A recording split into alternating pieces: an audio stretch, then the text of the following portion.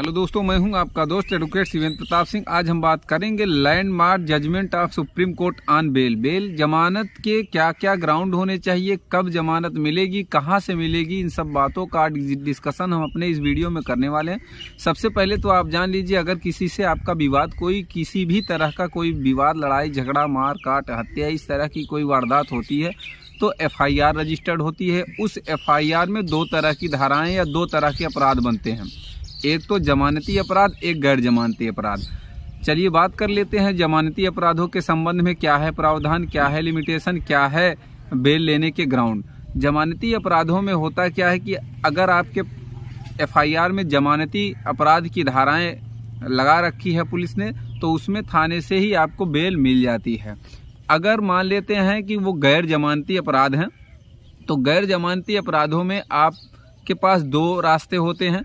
या तो आप FIR क्वैशिंग में जाइए, या तो आप एंटीसिपेटिक बेल के लिए भागने लगते हैं, या तो आप अगर जेल में हैं तो दो कंडीशन में होती है। अगर आपकी FIR गैर जमानती अपराध में दर्ज हो गई है तो आपके पास जो दो रास्ते बचते हैं वो क्या क्या हैं कि या तो आप अग्रिम जमानत फाइल कर देते हैं, या तो फिर अगर आप जेल में हैं तो क्या कंडीशन बनती है। अगर आप बाहर हैं तो एंटीसिपेटिक बेल मूव करते हैं। अब उसमें मिलेगी या नहीं, एंटीसिपेटिक बेल का प्रावधान जो होता है वो 438 CRPC में दिया गया है। एंटीसिपेटिक बेल का जो ज्यूरिडिक्शन होता है वो होता है सेशन कोर्ट को। लोअर कोर्ट में एंटीसिपेटिक बेल फाइल नहीं की जाती है। सेशन में आप डायरेक्ट सेशन में बेल फाइल करेंगे एंटीसिपेटिक बेल।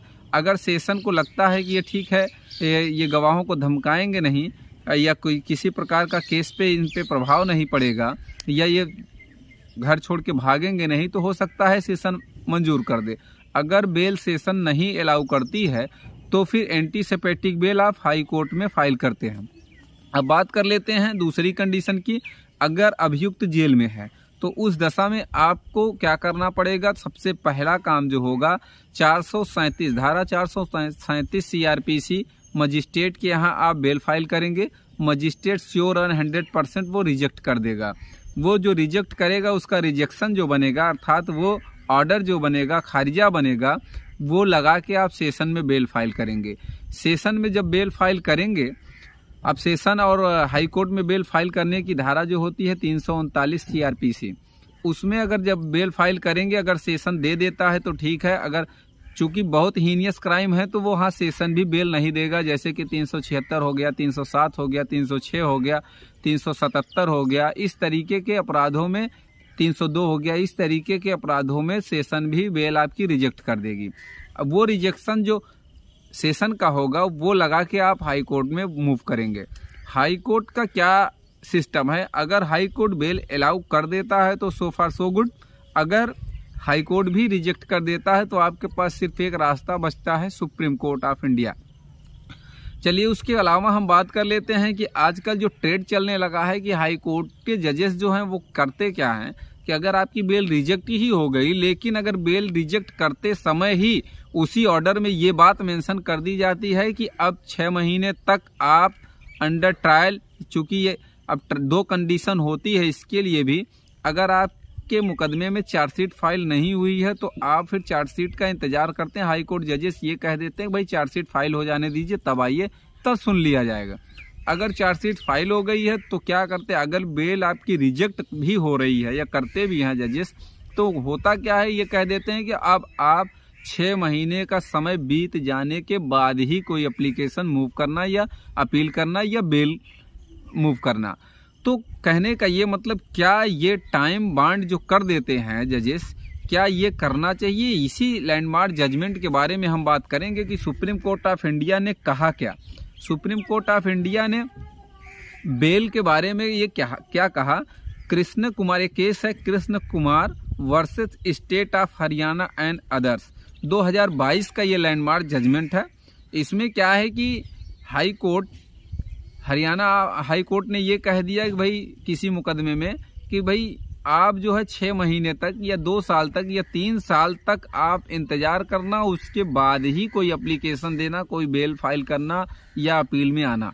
तो अब मुद्दा ये है कि क्या ये 3 साल का पीरियड या 6 महीने का पीरियड या 3 महीने का पीरियड जो टाइम बाउंड कर देते हैं जजेस, क्या ये होना चाहिए? ये अधिकारों का हनन है या नहीं है, इसके बारे में सुप्रीम कोर्ट ने कहा कि नहीं भाई, टाइम ये आप बांध नहीं सकते हैं, किसी को रोक नहीं सकते हैं कि आप इतने समय के बाद। ये भाई बेल का ये मूल अधिकार है, ग्राउंड होना चाहिए उसके पास, चाहे 1 bail 2 bail 4 bail 10 bail 20 bail, उससे कोई मतलब फ़र्क नहीं पड़ता है। कुछ लोगों का ये प्रश्न भी रहता है कि क्या 1 बेल रिजेक्ट होने के बाद हम दूसरी बेल फाइल कर सकते हैं? भाई 1 बेल रिजेक्ट हुई तो आप नए ग्राउंड के साथ दूसरी के बाद तीसरी के बाद चौथी, माने ये है मतलब सिर्फ ये है कि आपके पास नया ग्राउंड होना चाहिए। अगर किसी गवाही के दौरान कोई बात अगर विशेष लगी तो भी आप कर सकते हैं। अगर अंडर ट्रायल आपका चल रहा है तो ट्रायल समाप्त हो गया है, सज़ा हो गई है या ख़त्म हो गया है ट्रायल, तो फिर आप अपील में बेल फाइल कर सकते हैं।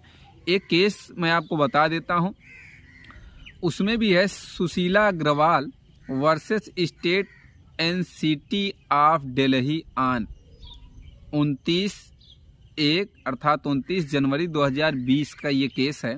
अग्रिम जमानत मिले, कब तक मिले? अग्रिम, लोगों का ये बहुत ज़्यादा प्रश्न रहता है कि भाई जो अग्रिम जमानत है अगर वो एक बार मिल गई तो वो कब तक के लिए है। तो ये केस जो मैंने बताया इसमें साफ साफ सुप्रीम कोर्ट ऑफ इंडिया ने कह दिया है कि अगर एक बार जमानत आपको मिल गई अर्थात एंटीसिपेटिक बेल मिल गई तो वो अंडर ट्रायल जब तक ट्रायल चलेगा वो बेल तब तक के लिए रहेगी, अर्थात आप बेल पे रिहा माने जाएंगे। वो बेल आपकी एक तरह से रेगुलर बेल हो जाएगी। उम्मीद करता हूँ, आशा करता हूँ आज की जानकारी आपको अच्छी लगी होगी। अगर जानकारी अच्छी लगी तो वीडियो को लाइक करिए, शेयर करिए। यूट्यूब चैनल SP 72 कानून प्रयागराज को जरूर सब्सक्राइब